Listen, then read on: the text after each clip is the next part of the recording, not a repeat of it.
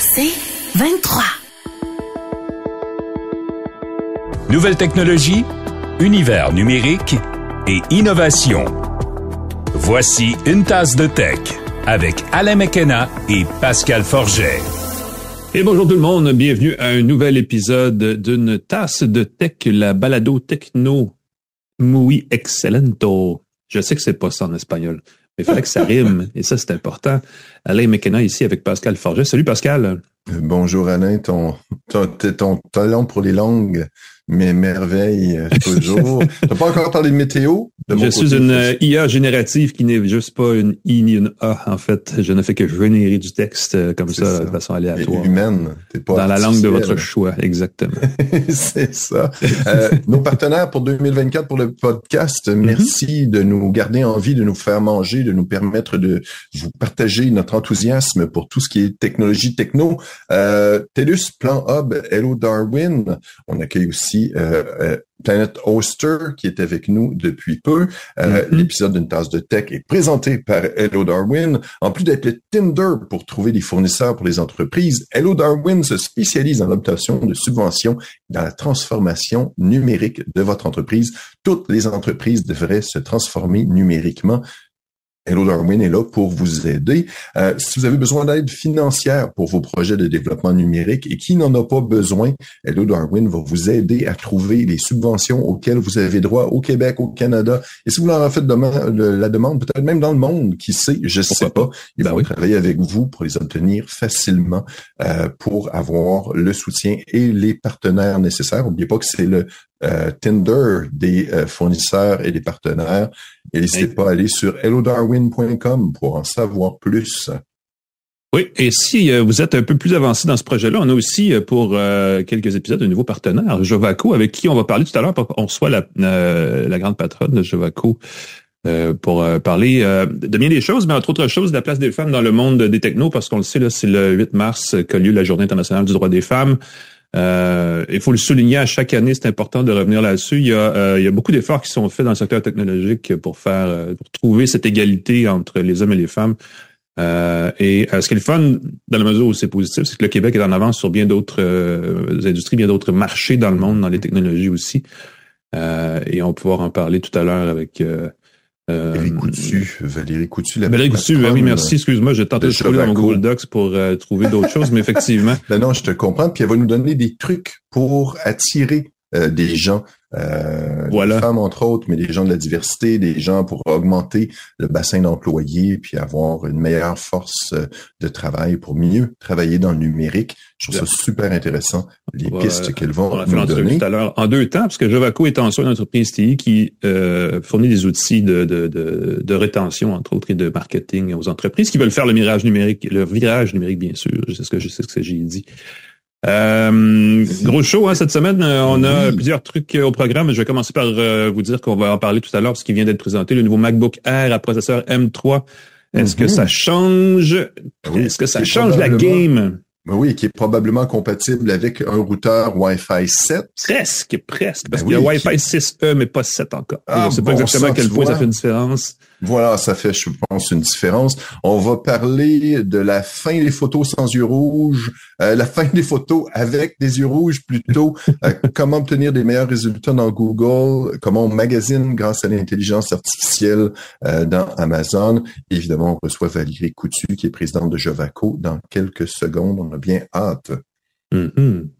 On va faire ça dans un instant. Mais avant, Pascal, comme le veut la nouvelle tradition amorcée avec l'année 2024 à une tasse de tech, commençons avec nos espressos de technologie, ces courtes actus qui ont accroché l'œil dans les derniers jours.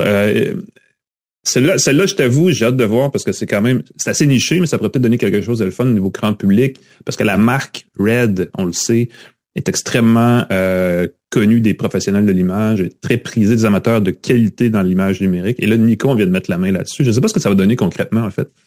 Ben, moi, j'espère que ça va amener des développements parce qu'on s'entend que les caméras numériques, on en avait parlé d'ailleurs avec quelqu'un de Nikon il y a quelque temps, comment c'est en transition. Les gens prennent les photos de tous les jours avec leur téléphone maintenant. La qualité est rendue tellement élevée, mais il y a peut-être une réinvention à faire du côté des appareils photos spécifiques pour la vidéo et tout.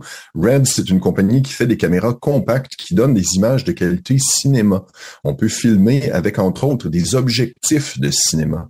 Et ça, pour les amateurs de cinéma, là, ça fait toute la différence d'avoir un objectif énorme. Là, c'est pas juste des petits trucs là gros comme une pièce de 10 sous. Là. Mm-hmm. C'est des objectifs qui sont gros presque comme des assiettes qu'on peut mettre avec les caméras RED. Ils ont un algorithme spécial qui permet d'enregistrer en format brut.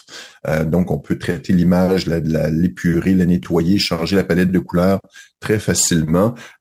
Très prisé, comme tu l'as dit, dans le milieu du cinéma. Nikon a mis la main là-dessus. Est-ce que ça va apporter des innovations du côté des caméras grand public? Je l'espère. J'ai hâte de voir ce que ça va donner. Strictement marketing, en tout cas, ça va certainement donner un bon coup de pouce à Nikon pour se démarquer dans l'imagerie numérique. Red, le lien est tentant. Entre Red et les yeux rouges, il n'y a qu'un pas dans la photo numérique et c'est ce qu'Apple tente d'éliminer, là, si je comprends bien. Ben oui, c'est un site que j'aime beaucoup consulter, c'est Patently Apple qui tente de trouver tous les brevets qu'Apple dépose. Et Apple est assez secrète comme entreprise. Et donc, il les dépose parfois dans toutes sortes de pays obscurs avec toutes sortes de passe-passe pour pas que ce soit vu trop facilement. Il travaille très fort. Et là, il semble qu'un des brevets qu'Apple a déposé, c'est sur la fin des yeux rouges, en utilisant de l'illumination spatiale. On aurait comme, ce que je comprends, c'est qu'il y a deux flashs. Un flash qui détecterait la zone avec les yeux avec le capteur de distance de la caméra et permettrait de faire un flash pour éclairer le visage et la scène en général et un deuxième flash pour éviter que les yeux soient rouges. Et donc, en combinant, moi, j'imagine que c'est un peu comme le HDR, où on prend une photo surexposée, une photo surexposée, et sous-exposée, surexposée, on combine les deux pour avoir une photo où les zones d'ombre sont bien éclairées et les zones brillantes sont bien éclairées aussi. Fait que ça va être un peu le même principe. Bien hâte de voir quand est-ce qu'ils vont intégrer ça dans leurs appareils. Ça fait penser à deux trucs. Quand on fait de la photo avec un appareil photo réflexe, on peut pointer le flash vers le plafond pour avoir une lumière d'ambiance. Ça, c'est une façon de pas diriger le flash directement dans les yeux des gens quand on fait du portrait. Mais aussi, récemment, je conduisais une voiture Mercedes-Benz et dans leurs phares, tu sais, des phares à xénon, c'est hyper puissant, là. C'est des lumières bleues, puis quand on les croise à l'en-sens inverse, ça éblouit, ça n'a aucun bon sens. Ils ont un dispositif, puis je sais pas comment ils font ça, mais c'est comme un petit masque, un petit filtre qui reconnaît les véhicules en sens inverse et qui met un petit carré noir qui comme s'il masquait sa propre lumière. Et là, quand on est en sens inverse, on ne le voit pas, mais quand on va vers évidemment, quand on conduit la voiture, ce qu'on voit, c'est qu'on voit l'illumination, puis on voit un carré noir qui suit un objet devant nous. C'est assez weird. Et je sais pas si un jour on va avoir des espèces de flash comme ça avec une espèce de bloqueur dans certains endroits quand on détecte des yeux, par exemple, on pourrait bloquer le flash et empêcher qu'il y ait trop de lumière dans les yeux. Je sais que des fois, les flashs, ce qu'ils font, c'est qu'ils clignotent un peu avant de prendre la photo. Ça fait flash. Puis le pouf, ça prend la photo pour que les pupilles se rapetissent, se contractent. Souvent, quand il y a un flash, c'est qu'on est dans une zone sombre, fait que les pupilles sont bien dilatées. Surtout quand les gens font la fête avec des substances. Enfin, c'est une autre forme de rouge, là, c'est d'autres choses. Voilà. Parlant toujours d'Apple, celle-là m'a fait bien rigoler parce que on vient de parler de la fin de l'Apple Car, la voiture à Apple, et là, on promet un écran. Évidemment, ce sont des sources et des rumeurs qui circulent selon lesquelles Apple aurait peut-être un Mac à écran pliable de 20 pouces à mettre en marché en 2027.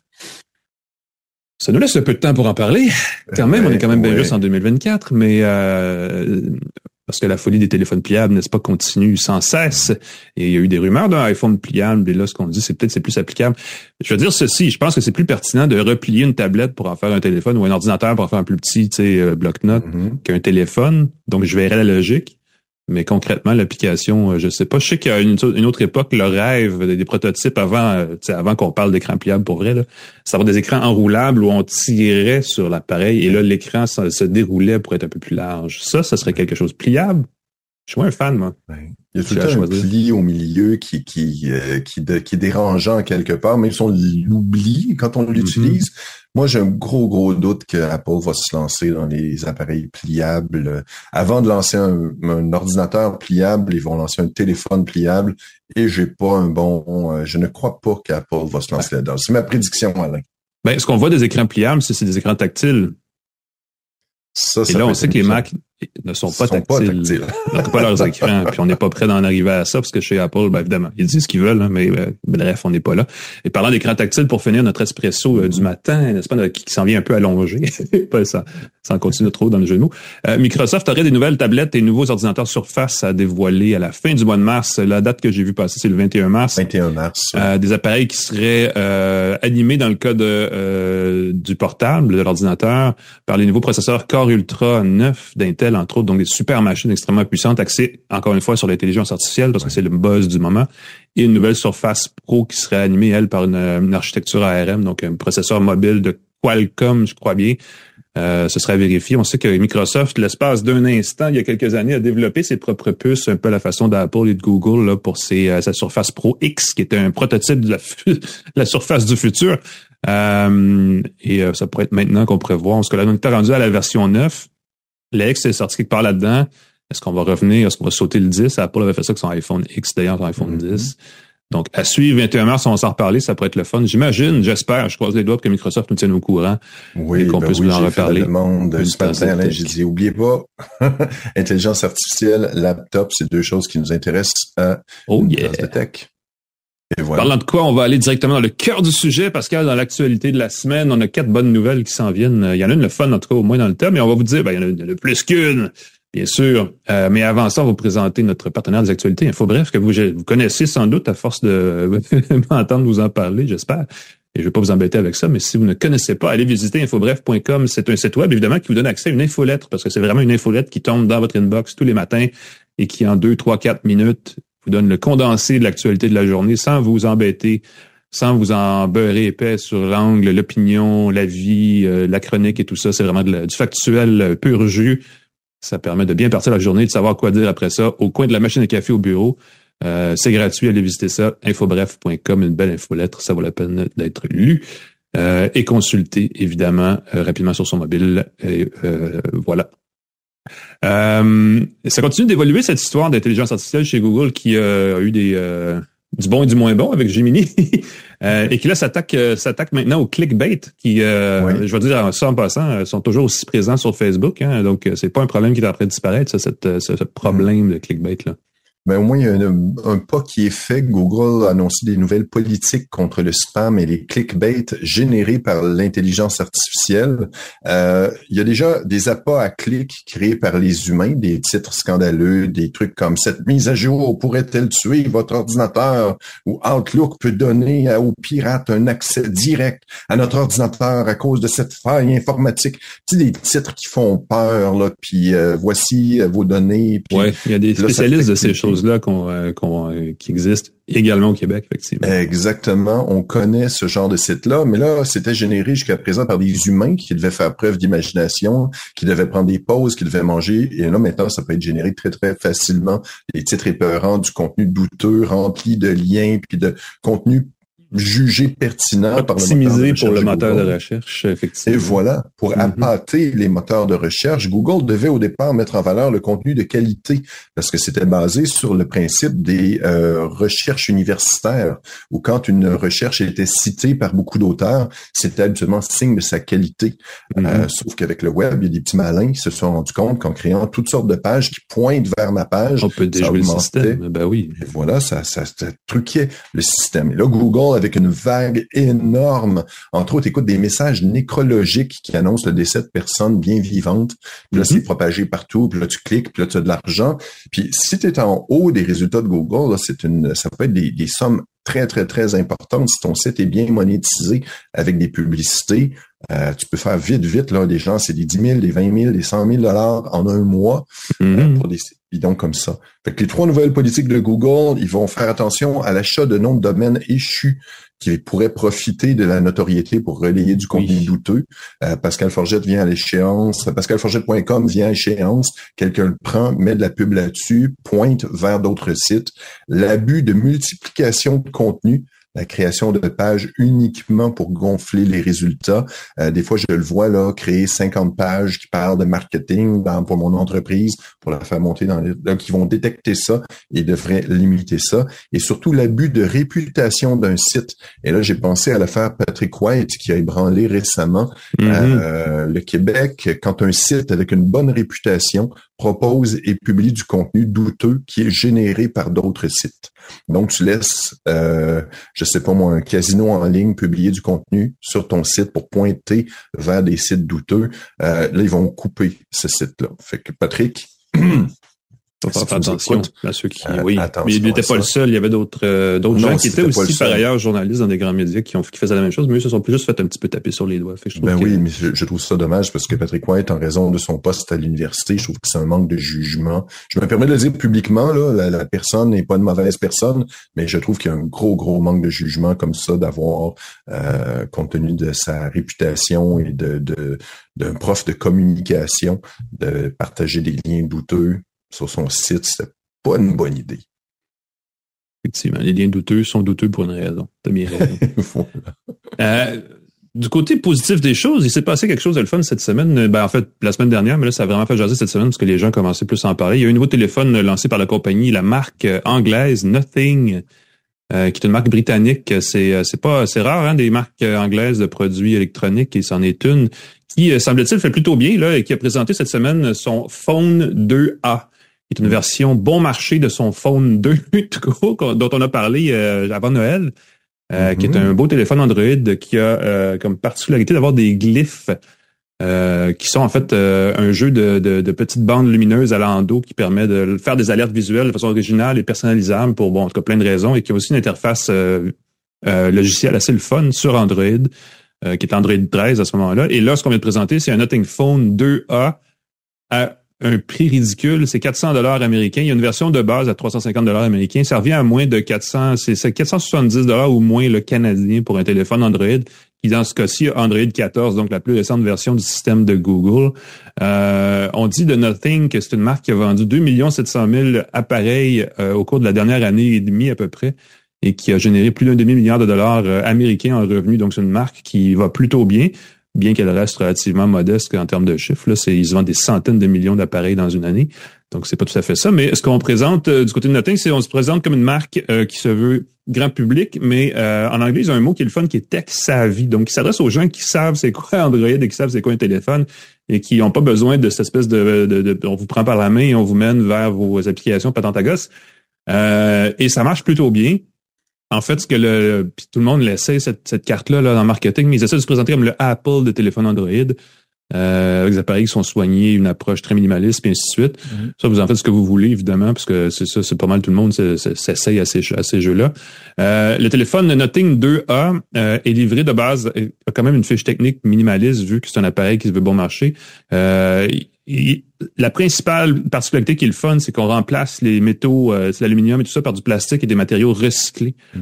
Donc, on réduit en plus l'empreinte carbone. Ça réduit aussi le prix de l'appareil, ce qui permet de le vendre à moitié prix. Et il vient avec 128 gigaoctets de stockage et 8 gigaoctets de mémoire vive de base, mais on peut doubler tout ça pour moins de 500 $ sans aide à l'achat, sans forfait, sans rien, là, ce qui est quand même la moitié du prix d'un téléphone de ce genre-là, comparable à système Android actuel. Donc, c'est quand même un plus de ce côté-là. Et là, il a été présenté la semaine dernière. J'ai vu sur le site de Nothing Canada, il est présenté ici. Je ne sais pas s'il est en vente actuellement. Je pense que oui, mais je pense qu'il est en précommande.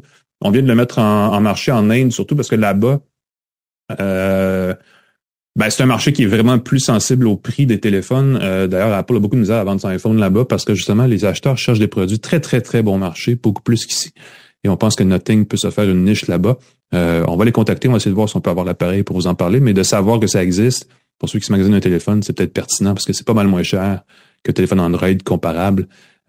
Et pourtant, on a tout ce qu'il faut dans le téléphone pour s'en sortir. D'ailleurs, l'appareil photo, ce qui est intéressant, c'est si vous voulez voir de quoi il a l'air, on aurait déplacé au centre du combiné le capteur photo pour le mettre sur le coin en haut à gauche. Il reste en haut de l'appareil, mais au milieu de l'endos. Donc, j'ai hâte de voir ce que ça donne concrètement d'essayer ça comme ça.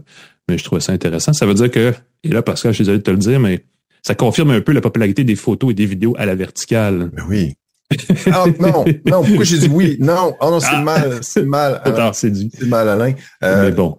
Nothing, il y a déjà des commentaires sur le site, comme tu le dis, il est en précommande de me notifier de l'arrivée du Nothing Phone 2A au Canada. Et on dit que certaines critiques ont déjà dit que c'était le téléphone de l'année 2024. Ben, ils ont dû se le faire donner gratuitement, bien sûr. Et il y a des influenceurs pertinents. Voilà. À ce prix-là, c'était pas un mauvais... mais le prix est intéressant, il n'y a aucun doute. Ouais. Motorola est aussi très populaire dans ce créneau-là parce qu'eux aussi font des appareils, mais leur fiche technique est pas mal moins intéressante. Et normalement, ça aurait été OnePlus qui serait dans ce créneau-là parce que c'était leur stratégie au départ d'avoir des appareils à moitié prix presque par rapport à ce qui se vendait de plus. Et je remarque que dans le Phone 2A, il y a toujours des glyphes, il y a toujours des petites notifications lumineuses, mais sont simplifiées par rapport aux 2 tout court. Ça vaut la peine de jeter un coup d'œil sur le site nothing.tech pour en savoir plus. On va essayer de l'essayer. On va leur envoyer un petit bonjour. Pour les gens qui aiment magasiner sur Amazon, Pascal, tu as trouvé une intelligence artificielle qui permet de le faire à notre place? Qu'est-ce qu'elle propose, cette Écoute, c'est particulier. J'ai sursauté quand j'ai vu ça. C'est Rufus, un assistant qui est entraîné sur le catalogue de Amazon pour nous aider à trouver ce qu'on veut. J'avais écrit Google dans mes notes. Je sais pas pourquoi. On n'a pas besoin de nommer ces outils-là avec le nom de quelqu'un. On aurait pu juste l'appeler, Shop with Amazon ou un truc dans le genre. Ben oui, c'est ça. Mais il s'appelle Rufus. Ce que ça nous permet, c'est de trouver ce qu'on veut alors qu'on est en train de magasiner sur Amazon. Et moi, ma réaction, c'est, il me semble qu'il est un peu trop tard. Moi, quand je vais sur Amazon, habituellement, j'ai fait mon magasinage, mais peut-être qu'ils veulent nous inciter à commencer à faire nos recherches directement dans Amazon, se pointer sur Amazon et tout de suite demander détails à considérer pour l'achat de souliers de course. Et là, l'assistant Rufus devrait fouiller dans Amazon et le web, pas seulement dans Amazon, pour comparer des produits, et on pourrait poser des questions sur un produit, nous donner des idées de cadeaux pour une occasion, et ça à en allant sur Amazon. Encore une fois, je trouve que c'est tard d'arriver sur Amazon en posant des questions de ce niveau-là. C'était lancé en bêta, un tout petit nombre d'utilisateurs dans l'application mobile d'Amazon aux États-Unis, fait que c'est très limité. Et ce qui me fait peur là-dedans, c'est qu'on parlait des faux commentaires, des fausses pages, sur Amazon. On le sait, il y a beaucoup de commentaires très douteux, des petits produits d'entreprises inconnues qui ont 2000 commentaires positifs, enthousiastes, génériques, surtout des commentaires très vides. Je suis très curieux si on entraîne l'intelligence artificielle là-dessus, quel type de bons commentaires ou de feedback. Est-ce que ça va vraiment nous donner le meilleur produit, la meilleure chaussure de course, ou ça va nous proposer qu'est-ce qui a été... Ouais. Il existe déjà des extensions pour Chrome, entre autres, pour avoir le meilleur prix parmi tous les produits vendus sur Amazon directement ou sur d'autres plateformes de vente en ligne. Donc, est-ce que c'est nécessaire d'ajouter cette couche-là?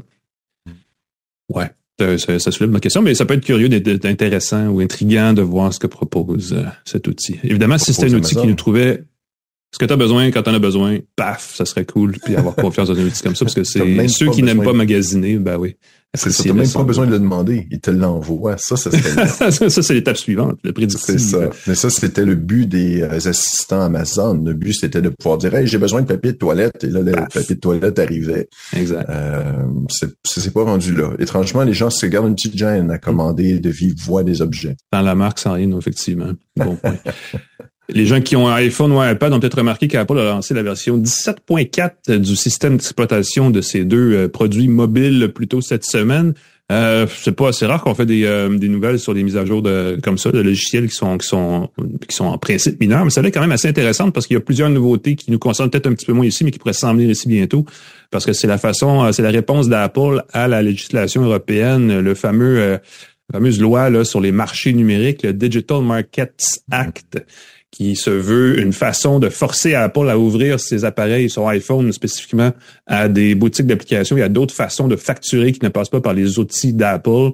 Je pense que, en tout cas, il y a tout un débat là-dessus à savoir qui a raison, qui a tort, parce qu'on accuse l'Europe de jouer essentiellement le jeu de Spotify qui veut vendre son service musical par abonnement sur l'iPhone sans avoir à remettre une commission à Apple. Et pourtant, il est déjà possible de le faire. Il suffit de s'abonner ailleurs que sur son iPhone pour que Spotify récolte 100% de l'argent.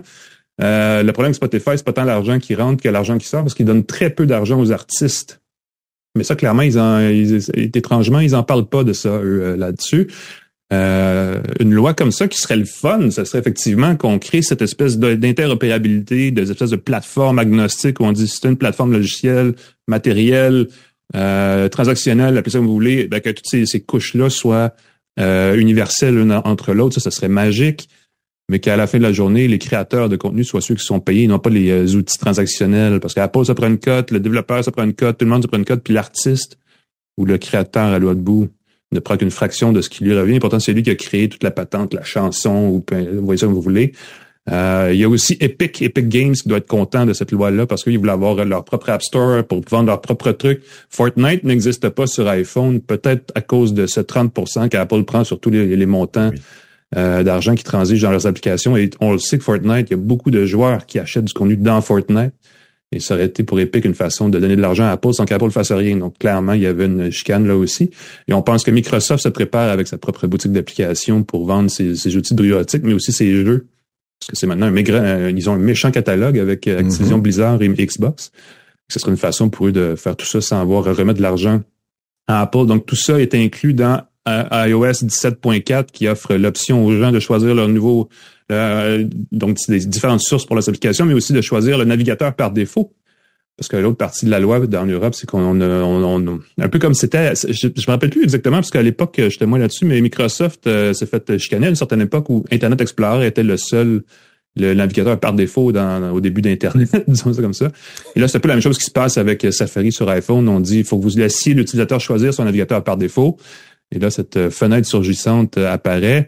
Les applications peuvent aussi choisir le moteur de navigation de leur choix, qui n'est pas nécessairement l'outil WebKit d'Apple, mais peuvent aussi, par exemple, utiliser l'outil derrière Chrome ou celui de Microsoft aussi.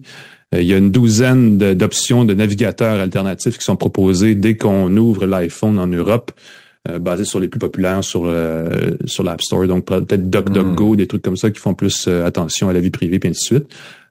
Et on a aussi forcé Apple à laisser l'outil de transaction sans contact NFC sur leur téléphone libre d'être utilisé par des applications sans passer par le protocole Apple Pay. J'ai hâte de voir comment ça va se traduire, ça, mais il me semble que ça ouvre la porte en tout cas, je sais pas à quel point ça va donner des services sécurisés, mais on pourrait, encore une fois, offrir des services, mettons PayPal, pour arriver avec une solution de paiement qui ne remettrait pas d'argent à Apple pour avoir utilisé Apple, pas Apple Pay, mais la puce NFC et tout le kit sur le téléphone. J'ai hâte de voir comment ça va se traduire tout ça concrètement en Europe et si ça va venir chez nous, parce que c'est sûr que tout le monde regarde ça d'un œil intéressé, parce qu'il y a beaucoup d'argent en jeu. C'est au-dessus de 80 milliards de dollars américains par année qu'Apple fait avec son App Store sans faire autre chose que juste s'assurer qu'il n'y a pas de trop d'applications un peu niaiseuses qui sont là. Donc, à suivre. Deux autres petites... ça, c'est ce qu'Apple aimerait, ce dont Apple aimerait qu'on parle plus, mais il y a deux principales nouveautés de iOS 17.4 et d'iPadOS 17.4, c'est qu'on peut désormais avoir la transcription automatique dans l'application des balados. Donc, si vous voulez nous lire plutôt que nous entendre, ça va se faire tout seul dans l'application balado d'Apple. Et on a aussi ajouté 118 nouveaux emojis au clavier d'emojis, dont le maillon de chaîne brisé. Et il y en a un autre qui, je l'ai oublié, je suis désolé, mais il y en avait un qui m'a fait bien rigoler, là, évidemment, il y en a 118, il y en a quelques-uns qui doivent être très rigolos. Mais pour ceux qui tiennent le compte, ça commence à faire beaucoup d'émojis à travers les On n'a jamais assez d'émojis. Souvent, il y a celui qu'on aimerait avoir, puis on le trouve pas. Fait que là, il va être soit il existe, puis difficile à trouver, ou alors, voilà, on est rendu là. Moi, je suis encore en train de faire le bonhomme sourire avec le point-virgule, puis la parenthèse. Ah, mais ça, c'est old school. Je pense que ça va revenir, ça va revenir à la mode, là, de refaire nos bons vieux emojis, nos smileys en mode ASCII. C'est sûr que c'est juste cette phrase-là dit que j'ai au-dessus de 35 ans et même plus, parce qu'on dit plus ça maintenant. Mais bon, prenez des notes, les jeunes. On peut faire des smileys avec des codes ASCII. Ouais. Je vous laisse voir si la transcription balado d'Apple a bien compris ce que je viens de dire, parce que j'ai des gros doutes. Aïe, aïe, aïe. On va laisser le temps de penser à ça de toute façon parce que c'est la fin de l'actualité. On revient tout de suite avec Valérie Coutu de Jovaco. On va vous parler de la technologie au Québec, de la place des femmes dans la technologie au Québec, de comment vous pouvez trouver l'employé de vos rêves grâce à des outils numériques intelligents. On parle de tout ça dans une seconde. Restez avec nous à une tasse de tech.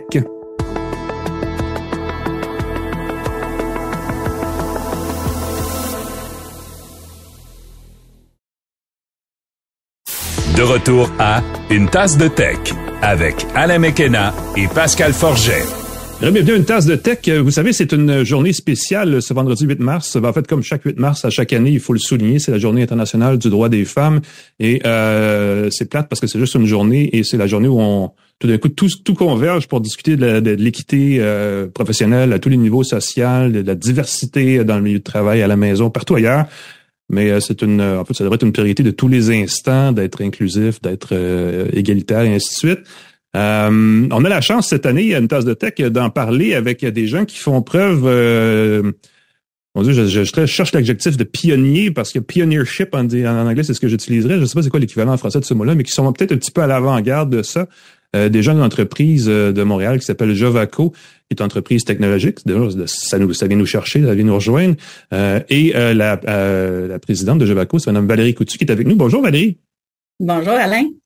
Merci de prendre le temps d'être avec nous. On va parler de tout ça de différentes façons, mais d'abord, j'aimerais ça que tu nous présentes un peu Jovaco parce que ce que vous faites, c'est assez typique de ce qui se fait dans les TI au Québec, mais vous êtes aussi une entreprise qu'on pourrait facilement stéréotyper en disant ça doit être tous des gars qui travaillent dans un sous-sol, mais c'est vraiment pas ça que vous faites. C'est vraiment pas ce que vous êtes comme entreprise non plus, là.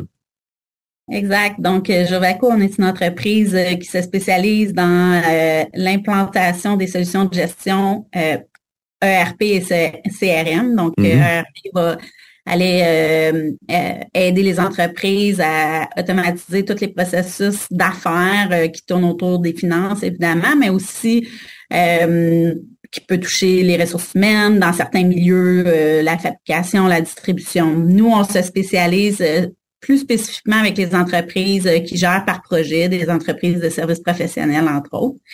Puis on développe des modules spécifiques pour améliorer, dans le fond, l'utilisation des outils ERP et CRM, comme je le mentionnais, de la plateforme Microsoft.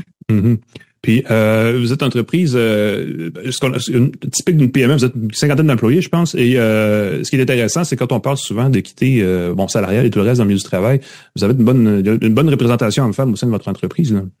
Oui, tout à fait. Donc, j'imagine que le fait d'avoir une présidente à la tête de l'entreprise attire peut-être à l'occasion d'autres femmes là, de venir poser leur candidature, mais oui, chez nous, on a plus de 40% de nos effectifs, dans le fond, qui sont des femmes dans le domaine des TI et à tous les niveaux de l'entreprise et dans tous les départements, autant la programmation, les services conseils, vente marketing, administration. Mm-hmm. Puis au niveau de l'équipe de direction, là, on parle de plus de 60% là, de l'équipe de direction qui sont des femmes aussi. Donc, effectivement, c'est plutôt rare dans notre domaine d'affaires. Mais je pense que ça va aller en augmentant dans les années à venir. Je pense que c'est une industrie qui est amenée à évoluer de ce côté-là. Puis on voit de plus en plus de femmes s'intéresser aux technologies. Ouais, ben ça fait tomber un peu le stéréotype très TI, hein, où on dit c'est tous des gars en chemise polo là, manche courte et tout le kit avec le crayon dans la poche. J'ai vraiment une image dans ma tête, puis je sais qu'elle est pas correcte, mais justement, c'est bien qu'elle soit pas correcte parce que c'est clairement un milieu qui est plus diversifié qu'on a l'impression qu'il l'est. Vous avez gagné un prix, je veux le dire, parce que ça vaut la peine de souligner, le prix Women in Dynamics de Microsoft en 2002, donc clairement vous êtes à l'avant-scène de ça. Et on l'oublie souvent parce que, et je vais faire un lien avec une autre partie de ce qui occupe tes journées, j'ai l'impression, mais je parlais récemment avec la présidente du réseau Ange Québec, qui est une femme. Il y a beaucoup de gens dans le secteur très large des technologies, là, que ce soit du jeu vidéo, mais vraiment au sens très large. Il y a aussi le Ange Québec, c'est plus du financement, de capital risque, mais qui sont des femmes qui sont très représentées, très actives aussi. Donc, c'est important de le souligner. Et toi, tu trouves aussi à être à la tête du réseau, de l'Association québécoise des technologies, l'AQT, si je me trompe pas, là.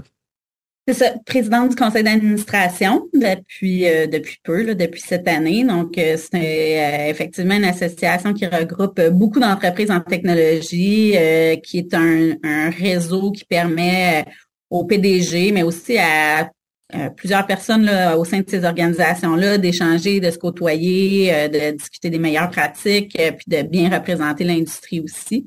Mm-hmm. Puis effectivement, c'est un autre endroit où par expérience, il y a quand même moins de femmes que d'hommes qui sont représentées, mais on sent aussi au sein de l'association là, qu'on souhaite mettre de l'avant davantage les femmes qui sont dans le domaine des technologies. Au niveau de l'AQT, c'est quand même assez gros. C'est peut-être une association qui est un petit peu discrète au terme grand public, mais c'est quand même pas mal de monde. Là. C'est quoi comme volume d'entreprise et de travailleurs? C'est une grosse industrie, là. C'est une grosse industrie. C'est sûr qu'au niveau de l'association, on représente environ 400 membres, un nombre élevé évidemment d'employés, là, des entreprises de toute taille, là, des très petites entreprises à de la très grande entreprise aussi. Mais c'est beaucoup connu du milieu B2B, peut-être plus, là, du milieu des entreprises et beaucoup de représentation au niveau gouvernemental. Donc, c'est une association qui est bien reconnue, je dirais, dans l'industrie, mais effectivement, peut-être plus du côté des entreprises. Ouais, effectivement. Je ne sais pas s'il y a des mesures au niveau de l'AQT d'ailleurs qui sont prises pour stimuler la diversité. Évidemment, il y a beaucoup de tendances, il y a beaucoup de choses qui ont changé au niveau de la façon de travailler. Là, j'ai dit ça dans le journal cette semaine, toute la question des centres de la petite enfance et ainsi de suite ont beaucoup aidé à démocratiser l'accès au marché du travail pour tout le monde, là, les hommes et les femmes, évidemment. Mais au niveau de l'industrie comme telle, je sais qu'il y avait pendant un bout de temps, il y a quelques années, il y avait beaucoup d'entreprises qui poussaient fort pour intéresser les jeunes femmes, entre autres, à étudier dans les secteurs techniques, mathématiques, scientifiques, ainsi de suite, tout ça. Puis il y avait des mesures aussi au niveau de parce qu'on parlait beaucoup de pénurie de main-d'œuvre. Il y a 2 ans, je ne sais pas d'ailleurs si c'est encore un problème dans les TI. Puis c'est une façon de régler le problème, c'est d'élargir un peu la diversité dans le créneau. Est-ce qu'il y a des mesures qui sont faites à l'AQT pour justement stimuler ces mesures-là? Ben oui, je pense qu'il y a vraiment une belle sensibilité là de la part de l'AQT. Déjà ce mois-ci, là, si vous consultez leurs réseaux sociaux, là, particulièrement sur LinkedIn, à chaque jour, ils mettent de l'avant une femme PDG pour le mois justement qui représente les femmes plus particulièrement. Donc ils nous font découvrir là, plein de profils de femmes PDG dans l'industrie des techno. Fait que ça, c'est une super belle initiative. Puis, dans cette même ordre d'idée-là, depuis plusieurs années, dans le fond, l'AQT organise un événement qui s'appelle Vision PDG, qui est vraiment un très bel événement qui regroupe des PDG ensemble pour 2 à 3 jours de conférences puis d'échanges.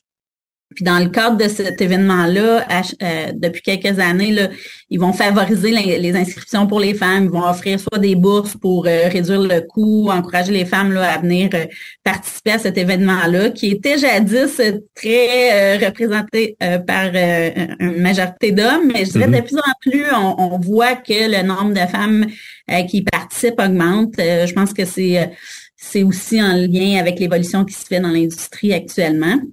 Donc, plusieurs mesures de ce type-là qui vont être organisées là, par l'AQT pour vraiment faire mettre en lumière là, ces femmes-là qui travaillent dans l'industrie. Je pense que c'est des belles initiatives pour démocratiser un peu cet environnement-là, parce qu'effectivement, on arrive encore dans certains événements où on va être la seule femme parmi un groupe d'hommes, puis des fois les gens sont surpris que ça soit des femmes à la tête d'entreprises techno, mais pourtant il y en a quand même de plus en plus. Là. Puis des très très beaux modèles à suivre aussi. Ben oui, effectivement. Puis en tout cas, moi je trouve ça très très bénéfique d'arriver dans un groupe de professionnels, parce que c'est ma job de suivre ça au niveau du journaliste, puis d'avoir cette diversité de gens, parce que souvent ça fait une diversité de ton et de point de vue, puis ça apporte, en tout cas pour moi ça fait des meilleurs articles, je veux dire, au minimum ça fait ça. Je l'ai dit tantôt, puis je sais pas si au niveau de l'AQT s'il y a des nouvelles statistiques là-dessus, parce que il s'est passé beaucoup de choses dans l'actualité au niveau des derniers mois, mais est-ce qu'on parle encore de pénurie de main-d'œuvre en TI? Est-ce que c'est encore un secteur où les gens arrivent et sont embauchés à pleine porte parce qu'il manque de professionnels, ou ça s'est calmé là avec l'actualité des derniers mois? Ben, je pense que ça s'est calmé un peu. On n'est plus dans ce que c'était là. Il y a, je dirais, au début de la pandémie là, qu'il y a eu quand même une base plus importante. Je dirais que là, ça s'est calmé. Ça reste que c'est pas facile d'embaucher. Il y a quand même bon, je dirais, je sais pas si on peut parler de pénurie, mais certainement Il y a encore un manque à gagner ou encore un besoin. Ouais, exact. Ouais, okay. Je dirais ça, tout à fait. Mais on voit quand même qu'on a des candidatures, on a plus de candidatures qu'on en avait. Puis je pense que il y a des bonnes candidatures, il suffit de bien les évaluer. Oui. Puis j'imagine au niveau des gens qui appliquent aussi, bon, évidemment, il y a c'est peut-être moins surchauffé que ça l'était à un moment donné, donc c'est important de bien mettre à jour son CV. Ouais. J'imagine qu'on peut s'attendre à avoir des belles conditions de travail. Là. Je sais pas, je présume qu'en TI, parce que dans mon métier, c'est la même chose, c'est beaucoup de numérique, donc il y a beaucoup de télétravail. Ouais. Je présume que la conciliation vie professionnelle et vie personnelle doit être pas mal positive dans le secteur des TI. Là. Oui, c'est sûr que effectivement, avec depuis la pandémie, je pense que cela a amené encore plus d'entreprises à offrir le télétravail. Ça a été comme forcé pendant la période de la pandémie, puis ça l'a amené, ça l'a démocratisé le télétravail, surtout en TI. Fait que je pense que oui, ça l'amène une belle qualité de vie. En général, je dirais que les entreprises en technologie, aussi dû au manque de main-d'œuvre dans les dernières années, a voulu être très créatif et attractif, fait quand même a mis plein de mesures en place pour avoir des environnements de travail intéressants, puis qui allaient leur permettre d'attirer plus de candidats. Fait que je pense qu'il y a des mesures d'horaires flexibles, de développement de carrière, de la formation, du temps de qualité pour des activités physiques. Il y a donc plein de mesures qui ont été mises en place qui deviennent de plus en plus présentes dans beaucoup d'entreprises technologiques. Mm-hmm. Puis effectivement, qui deviennent un cadre de travail intéressant, entre autres pour des femmes, de travailler dans des environnements de travail comme ça qui vont leur permettre d'avoir une bonne conciliation travail-famille, entre autres. Là. Oui, ça c'est un gros plus. Même les papas aussi peuvent profiter de ces conciliations. Oh, tout à fait, effectivement. Il n'y a pas de mauvais moment pour prendre le plus de congés parental possible, parce que les enfants, quand ils vieillissent, ils rajeunissent pas après. Hein? Non, on n'y revient jamais, puis on s'ennuie des fois après ça d'avoir raté des occasions. Il y a évidemment, j'en parle quasiment à toutes les deux phrases, il y a beaucoup de buzz autour de l'intelligence artificielle générative, et on disait pendant un bout de temps, un peu avant les fêtes, que ça allait remplacer beaucoup du travail de bureau, parce que ça permet de produire des documents Word, des documents Excel, des affaires de même assez rapidement. Pour une entreprise TI comme Javaco, comment vous regardez ça? Est-ce que vous voyez ça comme une menace ou comme un outil de plus? Où est-ce que ça se situe dans ce que vous offrez aux entreprises qui ont des outils numériques, là? Clairement comme un outil de plus. Je pense que c'est pour gagner en productivité. Je pense que ça remplace pas encore nos humains et nos employés, mais ça va les rendre plus productifs certainement. Je pense que c'est ce qu'on voit en tout cas actuellement. La possibilité d'utiliser ces outils-là peut nous faire sauver quand même plusieurs heures sur différents types de tâches qu'on a ici à l'interne. Puis je pense que c'est le début, mais ça va toujours rester. Je pense que le travail va changer, il va y avoir plus de temps pour faire de l'assurance qualité, pour faire de la documentation sur les produits, par exemple, ou sur les processus, mais certainement que on voit déjà là, qu'on peut gagner en productivité à plusieurs niveaux dans l'organisation. Ouais. Ben, déjà, ce que vous faites, puis on va peut-être un peu réexpliquer ERP, CRM, tout ça, ce que c'est, mais c'est des outils vraiment très de bureautique, assez sérieux. On parle de comptabilité, on parle de tout ce qui gère, j'imagine aussi la feuille de temps des employés, des choses comme ça. Est-ce que, puis vous êtes un intégrateur Microsoft, donc je serais tenté de vous demander, parce que Microsoft pousse fort sur l'intelligence artificielle. Ouais. Est-ce que vous le sentez? Est-ce que vous le sentez venir? Est-ce qu'ils essaient d'intégrer ça dans des outils comme ceux que vous offrez aux entreprises? Oui, tout à fait. Ils commencent déjà à l'intégrer autant dans les plateformes CRM que ERP. Dans le fond, c'est des petites fonctionnalités graduellement qui incorporent, qui fait appel à Copilot en oui, ben oui, voilà.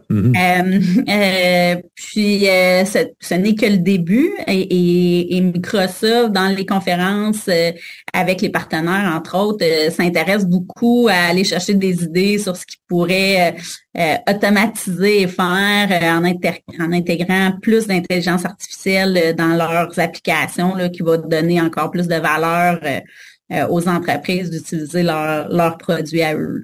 Ben déjà, la promesse des outils comme Dynamics, les outils ERP, c'était un peu de tout regrouper, faire une espèce d'un seul point d'accès pour plein d'informations qui traînent un peu partout dans l'entreprise. Puis j'imagine ce que vous offrez, puis ça doit probablement renforcer un peu cette formule-là, j'imagine, d'ajouter Copilot et tout ça?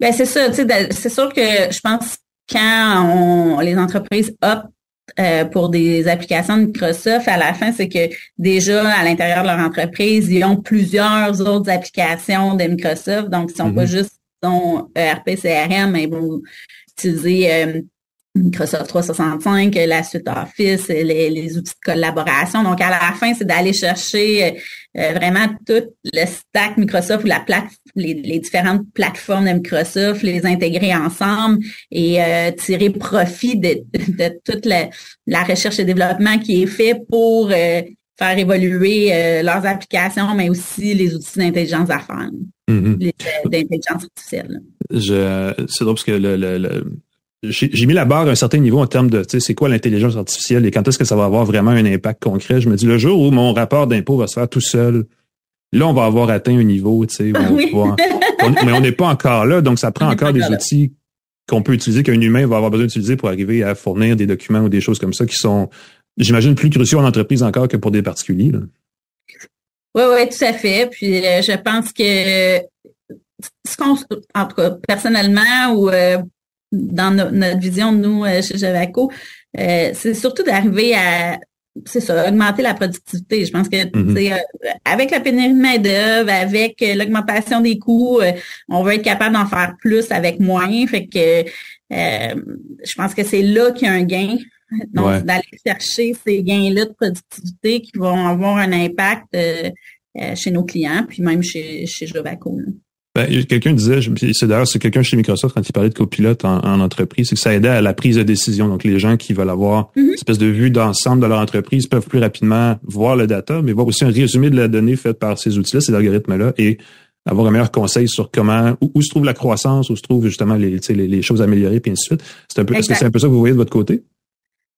Oui, en fait, je pense que ça, c'est la vision de Microsoft qui est partagée. Dans le futur, peut-être, aussi. On est rendu là. Aujourd'hui, je pense pas. Tu sais, par expérience, dans le domaine de Microsoft, souvent, ce qu'ils nous annoncent là arrive quelques mois plus tard dans une grande proportion dans les entreprises. Mais avec le temps, je dirais ce délai-là entre le temps où Microsoft l'annonce et en parle et la présence dans les entreprises, ce délai-là se raccourcit maintenant, puis fait que je serais pas surprise que ça arrive quand même prochainement. Maintenant, bon, il y a toute la question de coût derrière ces outils-là. Donc, est-ce que ça sera pour toute entreprise de toute taille, peut-être ultimement, peut-être à court terme, ça sera pour les plus grandes entreprises qui pourront se le permettre. Mais encore là, moi, je pense que avant de dire que ces outils-là nous permettent de prendre des meilleures décisions, je pense que l'objectif premier qu'on devrait avoir, c'est de chercher la productivité puis le gain en productivité dans notre organisation. Oui, on soupçonne pas des fois à quel point c'est facile en fait d'améliorer la productivité de son entreprise. Puis effectivement, les outils numériques, sans que ça aille aussi loin que l'espèce de robot humanoïde qu'on voit souvent sur les images, là. Pas besoin d'aller là, on peut juste effectivement utiliser quelques bons outils. Puis c'est le fun de voir que vous en offrez chez Javaco puis qu'il en existe des bons qui sont accessibles localement. Valérie Coutu, présidente de Javaco et présidente du CA de l'OQT, je pense que c'est ça le titre exact. C'est ça, exact. C'est super intéressant. Merci d'avoir été avec nous à une tasse de tech. Au plaisir de se reparler prochainement. Ben oui, ça m'a fait plaisir. Merci de l'invitation. Ça fait plaisir. Ça nous fait plaisir à nous aussi. Nous, on prend une très courte pause et on revient avec nos gadgets de la semaine, une tasse de tech. Restez avec nous. Bougez pas.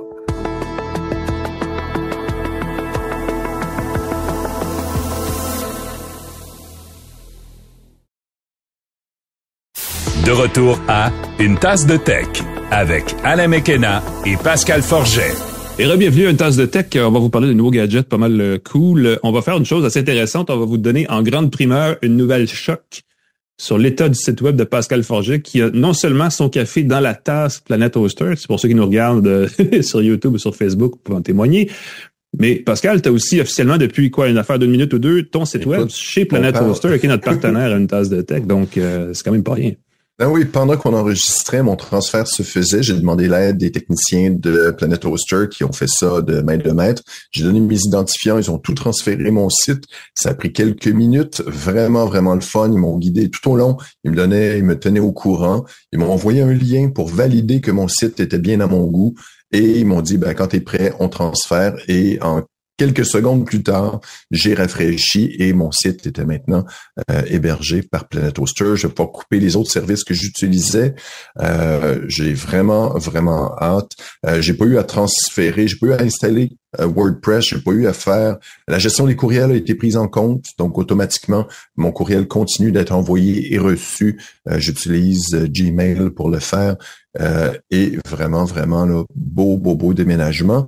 Et j'ai réalisé que l'espace, j'utilisais AWS avant, les services d'Amazon, parce que c'était pas cher. J'avais aucun service, donc il fallait que tout, je me dépanne moi-même. Avec Planet Hoster, ils peuvent me dépanner 24 heures sur 24 si jamais il y a un pépin, si jamais le site n'est plus accessible. Ils vont pouvoir 24 heures sur 24, à 2 heures du matin, je peux vérifier si mon site marche pas. J'ai rafraîchi. Je suis très satisfait. Et ce qu'on m'a donné comme espace et comme stockage est plus grand que ce que j'avais dans AWS. Alors, le site devrait être rafraîchi plus vite. Jetez un coup d'œil, pascalforget.com. J'ai piqué ton thème, Alain, le thème que tu utilises. Le thème de site web, ben oui, ben ça me dérange pas tellement. Tu parles d'Amazon, c'est drôle parce que Planet Hoster, c'est un hébergeur québécois. Donc, tu dis, on encourage une entreprise locale. Mais l'affaire avec Planet Hoster, c'est qu'ils sont super populaires en Europe. Parce que on se dit, bon, Amazon, on le sait, c'est un hébergeur, c'est une compagnie américaine, tout le kit, et on va encourager l'économie locale, mais Planet Hoster n'est pas, comme tu sais, on dit, c'est pas une petite entreprise du coin de la rue, là, c'est une entreprise établie, qui a beaucoup de clients à l'international et qui essaie de justement de se faire connaître ici au Québec parce que, n'est-ce pas, nul n'est prophète en son pays. Mais nous, on l'a essayé et ça marche plutôt bien. Et cette espèce de solution adaptée aux besoins de chaque client, c'est quand même un gros plus dans l'hébergement parce qu'Amazon offre une solution très large pour tous les besoins, puis des fois, on peut se perdre dans ces choses-là et justement, soit payer trop pour rien ou pas assez pour pas. Puis finalement, on n'a pas une solution adaptée. Ce qui est fun avec Planet Hoster, c'est qu'ils adaptent la solution à vos besoins, comme les petits hébergeurs locaux le font souvent.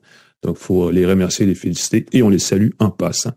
On les aime-tu? On les aime, je pense. Écoute, c'est important, Internet, Pascal. C'est juste ça comme une grande évidence. Mais pas juste héberger sur le site web, parce qu'il faut ensuite pouvoir se rendre sur le site web. Et pour se rendre, ça prend une connexion Internet rapide. Et quand on le fait sans fil, ça nous prend un routeur Wi-Fi. Et là, toi, tu as trouvé, écoute, mon lien est interminable, mais tu as trouvé un routeur Wi-Fi 7. Oui. Nous amène dans le futur, parce que Wi-Fi 7, c'est même pas encore en marché officiellement. Ça vient de commencer il y a quelques mois à peine. Écoute, c'est quoi cette bébelle-là? C'est vraiment génial. Et je l'ai depuis quelques mois. Fait que c'est sûr qu'au fil des mises à jour, ça s'est amélioré. C'est vraiment génial. J'ai le Deco BE95, un routeur Wi-Fi 7 en mèche, en filet. Et si tu regardes, je le montre, ceux qui me regardent sur YouTube. Comme un gros cylindre blanc, ça, là. C'est un gros cylindre blanc. C'est plus le type le gros pot de fleurs que petite canette de boisson gazeuse. Ouais. C'est une grosse bête. Et tu remarqueras que le look, il y a une espèce de motif qui forme un 7. C'est dur à voir, hein. Le contraste blanc sur blanc, c'est pas c'est top, blanc là. sur blanc. Mais si on regarde le routeur, ça forme un espèce de 7. Comme une forme de 7, finalement. C'est ça que tu es en train de nous dire. Ah oui. Ben oui. Et le Wi-Fi 7, c'est le nouveau standard de Wi-Fi, qui permet jusqu'à 33, dans ce cas-ci de ce routeur-là, 33 gigabits par seconde de transfert. Il y a 4 bandes qui sont utilisées, la bande 2.4 GHz, la bande 5 GHz, celle qui a souvent des interférences avec son micro-ondes, et il rajoute 2 bandes 6 GHz. Imaginez la métaphore qu'on utilise souvent, c'est qu'imagine que tu n'as pas juste une petite route de campagne puis une autoroute, tu as une autoroute avec 4 voies. Et dans ces 4 voies-là, tu peux non seulement passer plus de voitures, mais tu as 4 voies. S'il y a de la congestion dans une voie, tu peux l'envoyer dans l'autre voie. Fait que le Wi-Fi 7, c'est un nouveau standard qui permet de gérer en temps réel jusqu'à 16 appareils en même temps. C'est vraiment, vraiment impressionnant. J'avais une connexion 1 gigabit qui était fourni par mon opérateur d'Internet. Et puis, j'avais 540 mégabits par seconde dans mon ordinateur parce que j'avais Wi-Fi 5. J'avais pas le dernier standard. Je suis passé au Wi-Fi 7. J'ai 1 gigabit partout. Mais évidemment, pour avoir le gigabit partout, il faut avoir les appareils compatibles. Ça prend la carte dans l'ordinateur, ça prend le routeur, ça prend le modem, ça prend plein d'affaires, là. Exactement. Il faut qu'on ait premièrement 1 gigabit, il faut qu'on ait 2 gigabits, il faut qu'on ait une connexion rapide directement. Ça n'augmentera pas la vitesse de transmission avec votre fournisseur, mais ça va permettre à l'intérieur du domicile. Et comme c'est un système de routeur en filet, en mèche, on peut déposer une borne en maillage. Merci. On peut glisser une borne, je sais pas moi, au 2e étage. On a nos bornes au 1er. On peut les connecter sans fil ou avec fil. On peut même les connecter par fibre optique. Il y a un convertisseur intégré. Ben oui, pourquoi pas. Oui. Transmettre le système full vitesse, peu importe les obstacles, les murs, les interférences qu'il pourrait avoir. Et c'est un routeur déco de TP-Link. On assure qu'on a au moins 6 gigabits de performance dans un domicile de taille standard, là, sans avoir des murs épais et tout.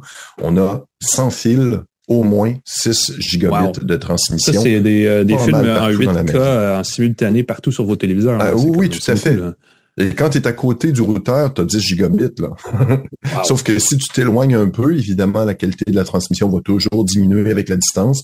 On monte les graphiques. Là, si tu as une petite vidéo, j'ai mis un article sur mon site là, avec les infos, mais c'est assez impressionnant. Là. J'étais sur mon balcon, 1 gigabit avec mon ordinateur. Beaucoup d'appareils récents ont une connexion Wi-Fi 7 ou sont compatibles. C'est rétro-compatible avec le Wi-Fi 6E et compagnie. Ça va vous permettre d'avoir la vitesse maximale. Vraiment, vraiment le fun. Écoute, si on utilise une borne modem au routeur de son fournisseur, style fibre de Bell ou Helix de Vidéotron, c'est sûr qu'il va falloir transformer son routeur, désactiver les fonctions sans fil de son routeur. On va le mettre en mode bridge. C'est pas très compliqué. Ça peut faire peur aux gens. Je l'ai fait, ça prend quelques secondes. Quoi d'autre?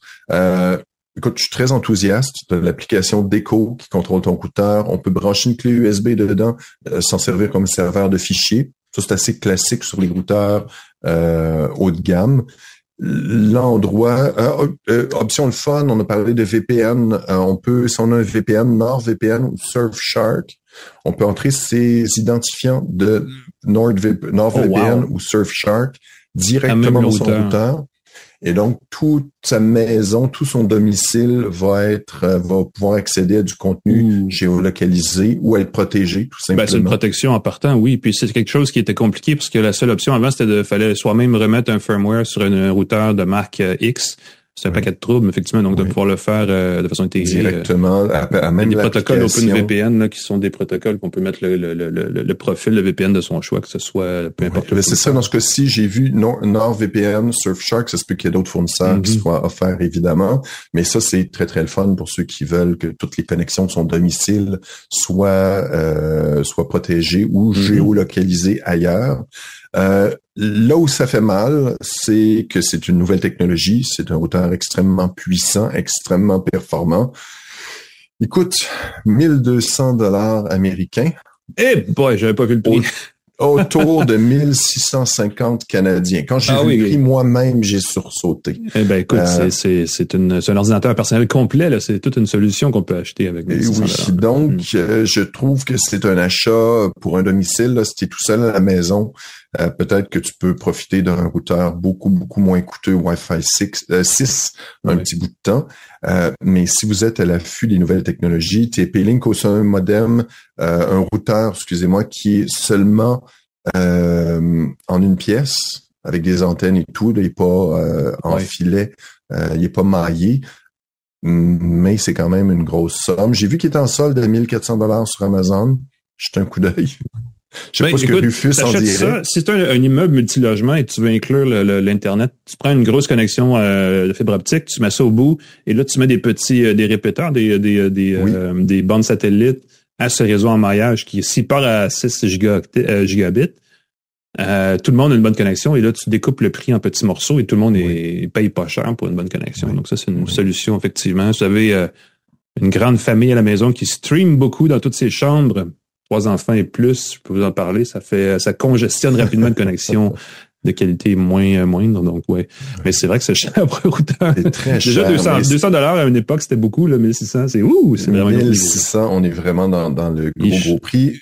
Les routeurs haut de gamme, faut pas oublier qu'est-ce qu'ils font, c'est qu'ils vont mieux gérer les connexions multiples. Et comme tu le dis, si tu as 3 enfants, 2 téléphones, une tablette, un ordinateur, une télé, un gars qui fait du streaming, à un moment donné, ça fait beaucoup, puis le routeur va avoir de la difficulté à gérer tout ça. Pas le déco BE95. On peut avoir 16 connexions en temps réel gérées sans que ça transpire et sur 4 bandes différentes. Il y a même une bande qui peut être consacrée uniquement à la rediffusion du signal entre les bornes. Ça, c'est, je le répète à chaque fois qu'on parle de ça coupe pas le débit total. Ouais. C'est ça, on ne coupe plus. Avant, quand on utilisait un répéteur, on diminuait souvent de moitié, sinon plus, la vitesse de transmission. Dans ce cas-ci, on a la même vitesse de transmission sur toutes les bornes parce qu'il y a un signal dédié. Une bande passante qui est consacrée à la transmission du signal sans perte et sans le débit et la latence aussi sont améliorés par ces technologies-là, mais effectivement, il faut y mettre la latence aussi, oui. Merci Pascal. Il y a eu une petite nouvelle cette semaine qui d'habitude, avant, dans le passé, était considérée un peu plus importante parce qu'Apple prenait le temps de faire une conférence et tout le kit, mais là, on a présenté un peu plus par laconique, de façon laconique, une mise à jour du MacBook Air pour lui ajouter essentiellement le processeur M3, qui est la plus récente version des puces de ce qu'Apple appelle sa division Apple Silicon, qui est une architecture ARM sur laquelle Apple installe ses propres puces. Puce M3, donc, qui embarque dans un MacBook Air qui, soit dit en passant, est le portable le plus vendu au monde. Donc, c'est quand même pas un appareil négligeable en termes de volume. Et je dis pas seulement le Mac le plus vendu, parce que Apple nous fait toujours ce coup-là en disant « Ah, c'est le Mac le plus, ou l'iPhone le plus fun. » ou puis bon. Mais ça va aussi au-delà de ça. C'est un gros vendeur partout dans le monde, cet appareil. Particulièrement chez nous, le MacBook Air, c'est un appareil qui est très, très portable. C'est le plus portable des Macs. Parce qu'il y a le MacBook Pro qui sont... le MacBook Pro est toujours un petit peu plus costaud, n'est-ce pas? Et là, ce qu'on fait, c'est qu'on rajoute ce processeur qui est autrement plus puissant à bord du MacBook en version 13 pouces et 15 pouces. Et là, ce que j'ai essayé cette semaine, moi, c'est le 13 pouces et là, c'est une question de goût, OK? Parce que dans le portable, il y a du 13, du 15 et du 17 pouces qui sont les formats... et là, de temps en temps, on voit apparaître un 14 pouces en version un peu plus carrée, puis ainsi de suite. Mais en gros, là, les extrêmes, c'est de 13 à 17. Et dans ce créneau-là, moi, je trouve que 17, c'est très gros. Pour les gens qui veulent un portable qui ne bouge pas beaucoup, c'est correct, mais je trouve ça trop gros pour être vraiment mobile. Le 15, ça dépend des goûts, mais je trouve que dans le format 13 pouces, il y a quelque chose de le fun. Et le format, évidemment, de 13 pouces, souvent vient avec une fiche technique réduite parce qu'on se dit, les gens qui achètent ça veulent surtout payer moins cher. Donc là, il y a plein de compromis. Et là, je vais vous dire, le MacBook Air 13 pouces avec processeur M3, écoute, c'est une voiture 4 cylindres turbo de 300 chevaux, compacte. Ça déjoue des appareils extrêmement puissants, mais en format très réduit. Donc, moi, je trouve que c'est vraiment une belle combinaison. Le processeur M3, c'est le premier processeur chez Apple qui est construit avec l'architecture à 3 nanomètres, qui est extrêmement petite et qui est très fine et qui est en ce moment le dernier cri. Je pense que chez Intel, les nouveaux processeurs Core Ultra sont rendus là aussi, mais c'est tout nouveau. On a 8 cœurs de processeur. On a un processeur graphique à 10 cœurs qui s'ajoute à ça. On a évidemment, et là c'est ça qui est le fun, c'est qu'on a essayé de s'insérer dans la vague de l'intelligence artificielle générative chez Apple en disant on a aussi notre fameux processeur neural, notre Neural Engine à 16 cœurs qui apparaît dans le MacBook Air et qui permet de s'occuper des tâches d'intelligence artificielle pour en faire un ordinateur axé sur l'utilisation des applications d'intelligence artificielle. Il y en a plusieurs. La plupart sont en nuage, n'est-ce pas? Donc on y va par Internet. Mais si vous utilisez beaucoup l'intelligence artificielle d'OpenAI, de Meta, Llama, Mistral aussi, on peut downloader, on peut télécharger les modèles de langage sur son poste et les utiliser localement en mode hors ligne. Et là, on parle de documents qui font une dizaine de gigaoctets qu'on doit utiliser dans une application spécifique. Et là, on peut avoir sa propre petite intelligence artificielle générative sur son poste de travail et ça tire du jus. Ça commande beaucoup d'énergie, ça demande beaucoup de travail du processeur. Et dans ce cas-ci, on a réussi à faire pas une application, mais un ordinateur qui gère plutôt bien cette demande-là. J'ai utilisé Mistral et j'ai utilisé Llama 2 et j'ai utilisé aussi Stable Diffusion 2.1 qui lui permet de générer de l'image. sans connexion Internet, directement sur le MacBook Air à processeur M3. Et je vais vous dire, ça va super bien. On peut générer une image en 15 secondes de n'importe quoi. J'ai refait toute une galerie de logos pour mon entreprise. J'ai fait un paquet d'images par rapport sur la température dehors, entre autres, le printemps à Montréal. Qu'est-ce que j'ai fait aussi? J'ai fait un truc assez le fun. Une attaque d'extraterrestres sur la Terre, des affaires la même. Puis ça prend... l'idée que vous avez, là, elle l'illustre. Et ça se fait localement, pas besoin d'aller sur le cloud. Si jamais c'est quelque chose qui est important pour vous, ben cet appareil-là permet de le faire. Et tout ça, je l'ai fait gratuitement parce que les applications sont gratuites sur Mac et aussi sur Windows. Là. Mais l'appareil ici a la mécanique pour le faire, donc c'est quand même intéressant. Même si Apple n'a pas ses propres outils, là. Il n'y a pas de copilote signé Apple, il n'y a pas de Gemini signé Apple, mais on peut les utiliser sur un Mac quand même. Donc c'est pas une limite à ce niveau-là. Le MacBook Air M3, on dit qu'il est 60% plus rapide que le MacBook Air avec M1, donc l'appareil d'il y a 2 ans. Je sais pas à quel point ça fait une grosse différence. Je pense pas que personne qui a une puce M1 va vouloir migrer à M3 tout de suite. C'est pas nécessaire. Mais ceux qui ont une puce Intel, on dit qu'il est 13 fois plus vite qu'un MacBook Air à puce Intel. Ce que ça dit, en gros, c'est que cette architecture-là d'Apple vient d'une architecture mobile et les processeurs mobiles ont toujours été plus paresseux, plus lents que les processeurs faits pour ordinateur et encore plus faits pour desktop. Mais là, on voit plus vraiment cette barrière-là. Tout s'ouvre très vite, tout va très bien, tout est assez efficace pour qu'on n'ait pas à se casser la tête. La nouvelle architecture permet de connecter sur l'appareil 2 moniteurs externes de résolution 4K et ils vont fonctionner en parallèle sans problème à condition de refermer le couvercle et de ne pas utiliser l'écran du portable, ce qui est une drôle de petite nuance. Mais aussi, il faut les brancher un à côté de l'autre, ce qui monopolise les 2 ports USB parce que le MacBook n'a que 2 ports USB-C. Il y a aussi un connecteur MagSafe pour l'alimentation. Mais à partir de là, si vous avez des périphériques, il faut les rattacher au moniteur et les utiliser autrement qu'en les branchant directement dans l'ordinateur, ce qui est une autre petite limite. Mais je connais pas grand monde qui utilise 2 moniteurs 4K live là avec un ordinateur comme ça, donc c'est une belle amélioration malgré tout. Il y a du Wi-Fi 6E, qui est la version la plus rapide du Wi-Fi 6, qui n'est pas du Wi-Fi 7, mais presque. On va y arriver un jour, mais le Wi-Fi 6E pour un portable, c'est quand même pas mal. Tu sais, c'est sûr que là, avec le Wi-Fi 7, t'es en avance, je pense, sur tout le monde une couple d'années, Pascal. Oui, non, mais je suis moi-même émerveillé. Le marché peut pas Ask me anything, j'ai un Wi-Fi 7. Ben, c'est ça, exact. Et je vais vous dire un truc, le système de son sur le MacBook Air est extrêmement bon. J'ai essayé des appareils dans les derniers mois, là, des PC avec Asus, avec d'autres marques, avec LG, HP, tout ça. Et on dit, OK, c'est un son Dolby Atmos, ci, puis ça, puis le son sonne comme un son portable. Tu sais, ça sonne comme cacane, genre mal, tu sais. Sur les Mac, et ils ont fait ça depuis 1 an ou 2, on a vraiment une sensation d'avoir un système de son, tu sais, un bon système de son. On peut écouter de la musique. On voyage beaucoup, les gens qui vont des voyages d'affaires. On met le laptop sur la table dans la chambre d'hôtel et on parle la musique. Et on a comme un petit système de son avec soi qui fait une bonne sonorité, qui a un bon spec sonore. Ça vaut la peine. Et c'est important parce que l'appareil coûte quand même 1 450 $ de base en 13 pouces. 1750 en 15 pouces. Et là, si on veut les équiper, on sort, c'est rien en bas de 2000 $ si on veut quelque chose avec la bonne mémoire, tu sais, 16 Go de RAM, 1 Teraoctet de stockage. Ben là, on est au-dessus des 2000. Et c'est beaucoup d'argent. Quand on y pense, parce que pendant toute la décennie des années 2000, on essayait d'aller vers le laptop à 500 $, puis le laptop à 200 $, puis le laptop à 100 $, puis on est revenu complètement à l'envers, où là, maintenant, tout coûte 1000, 2000, 3000 $. Et là, au moins, on a un bon portable, un bon système de divertissement. La version 15 pouces peut faire aussi pour les étudiants qui veulent pas avoir de télé, mais qui veulent regarder Netflix. Ben, c'est une façon de le faire. Évidemment, les plus jeunes, maintenant, font tout sur leur téléphone, mais pour les quelques rares qui aiment ça avoir un plus gros écran, ça fait une belle job aussi. Et là, le son est bon, la connexion est bonne, donc ça fait beau travail. Évidemment, bon, je ris parce que je vais vous dire quelque chose et moi, ça me fait tellement rire. L'autonomie du MacBook Air est d'une bonne journée de 18 heures. Je ne sais pas si vous figurez que ça n'a aucun sens ce que je viens de dire, mais c'est ce qu'on dit chez Apple pour dire que l'autonomie est 18 heures quand on l'utilise comme du monde. Ça fait vraiment plus qu'une journée de travail. Si vous utilisez de l'intelligence artificielle à fond de train, tout ça, vous allez en avoir en masse pour une journée de travail et même plus. Mais 18 heures, c'est pas une journée. On sait qu'une journée, c'est 24 heures. Fait que ça, on essaie de jouer là-dessus. On a fait ça avec l'Apple Watch aussi. Puis je sais pas pourquoi ils s'obstinent à dire ça. Ils ont juste besoin de dire 18 heures sur un laptop. Là, ça dépasse de loin la moyenne. Ils sont difficiles à trouver les portables Windows qui font 18 heures sans recharge. Et je vais aller plus loin que ça. Ils sont difficiles à trouver les portables Windows qu'on peut laisser dans son sac 2-3 jours et on le rallume et il y a encore de la batterie. Oui.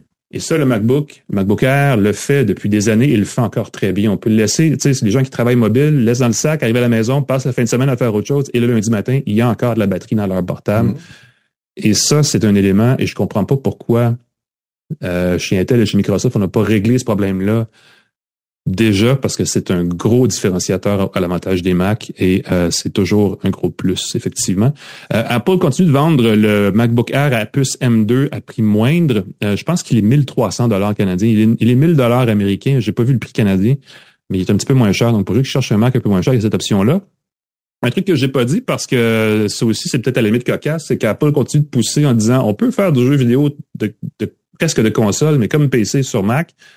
Évidemment, l'offre est pas mal moins abondante, mais on a avec les nouveaux processeurs graphiques la possibilité de faire du ray tracing, donc du lancer de rayons, et du mesh shading, de l'ombrage en maillage.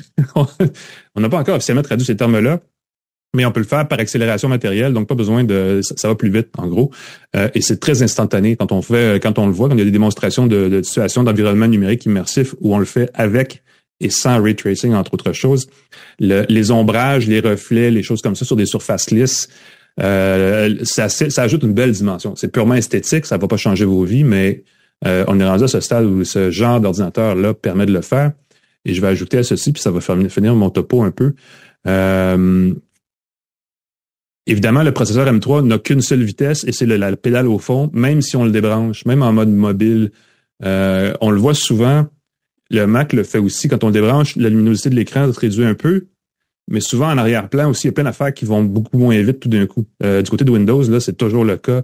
Les portables, on le sait, le processeur devient, le carte graphique tombe sur la version plus minimale, et ainsi de suite. Puis ça réduit un petit peu l'expérience si on a besoin de faire des tâches de pointe. Ben, il n'y a pas de ça sur le MacBook Air. Ça va qu'au fond à tous les coups. Et tout ça se fait. Et j'ai un petit calculateur dans la barre de tâches quand je fais des calculs pour voir comment le processeur fonctionne, à quel point il tire du jus. Et quand j'utilisais une application qui s'appelle FreeChat pour utiliser Llama 2 pour tester l'intelligence artificielle générative, je voyais que ça roulait là, c'était du 500% de capacité de traitement là, pendant quelques secondes, quelques dizaines de secondes, je veux dire, pour produire du contenu. Et aucun son, ça chauffe pas, il n'y a pas de bruit de fan, de ventilateur, c'est vraiment... il y a une raison pourquoi cet appareil-là est extrêmement populaire. C'est pas juste parce que c'est des gens qui l'achètent dans le bureau pour jouer sur Word. Il y a vraiment beaucoup de choses qu'on peut faire comme MacBook Air de nos jours et c'est encore plus le cas aujourd'hui. Donc, belle machine, rendue plus performante, donc on peut pas s'en plaindre. Si ça coûtait 500 $ de moins, tout le monde serait bien content, bien sûr, mais sinon, c'est ça la vie en 2024. T'as tellement de belles machines et puis le fait qu'il n'y ait pas de ventilateur, moi, ça m'émerveille. J'utilise des Chromebooks qui sont pas des machines très gourmandes et puis t'entends un ventilateur, ça me dérangeait. J'étais en train de travailler, j'ai dit voyons, qu'est-ce que c'est ça ce bruit-là? Je pensais que c'était quelque chose dans la rue.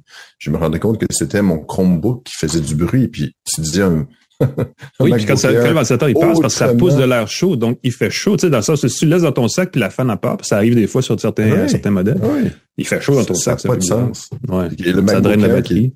Ouais. Autrement plus puissant, pas de ventilateur, ça fonctionne super bien. Exact. Je vais juste le préciser parce que je l'ai pas fait, puis ça sera la dernière chose que je vais arrêter. Je disais la journée de 18 heures de batterie, j'ai fait 12 heures sur une charge, il me restait 20% à la fin de la journée, et même un petit peu plus. Donc, tu sais, quand on dit 18 heures, évidemment, c'est optimal parce que c'est ce qu'on annonce du fabricant, mais dans la vraie vie, c'est facilement plus que 12 heures, peut-être 15 heures même. Donc, gros plus. Ouais. Voilà. Merci à nos partenaires. Plan Hub, TELUS, Planet Hoster, Hello Darwin, merci de rendre ce podcast possible. Merci à Jovaco aussi, à C23, le groupe Cogeco qui partage et distribue partout au Québec, dans le monde, le podcast. Merci au groupe Cogeco, Claude Hébert, la mise en onde, Jean-Christophe Ouellette qui font la mise en onde et pascalforget.com, mon site tout nouveau, tout déménagé sur Planet Hoster. N'hésitez pas à le visiter. Alain McKenna, on peut te lire un peu partout, y compris dans le Devoir. Oui. N'hésitez pas à nous écrire, à nous commenter, à nous suivre sur les réseaux sociaux. Pas dans la rue, s'il vous plaît. Vous pouvez dire bonjour, mais peut-être... Regardons ça poli, quelque chose d'amical et pas creepy. Exactement. Et Pascal, je sais pas s'il l'a dit, j'ai pas entendu, pascalforget.com, qui est maintenant sur des nouvelles mécaniques, donc vous pouvez aller lire les critiques plus détaillées des nombreux gadgets que Pascal essaie, même plus, sur son site. Nous, on se dit au revoir parce que c'est la fin de cet épisode et on se rappelle qu'évidemment, je vous rappelle que vous pouvez vous abonner à notre balado sur vos plateformes préférées. Faites-le parce que nos archives sont super bonnes, ça en fait quand même pas mal. mais ce qui est à venir va être pas mal bon aussi et vous le recevrez directement sur votre appareil dès que ce sera publié. Mais entre-temps, faites attention à vous et on se reparle la semaine prochaine pour une autre tasse de tech. Salut tout le monde!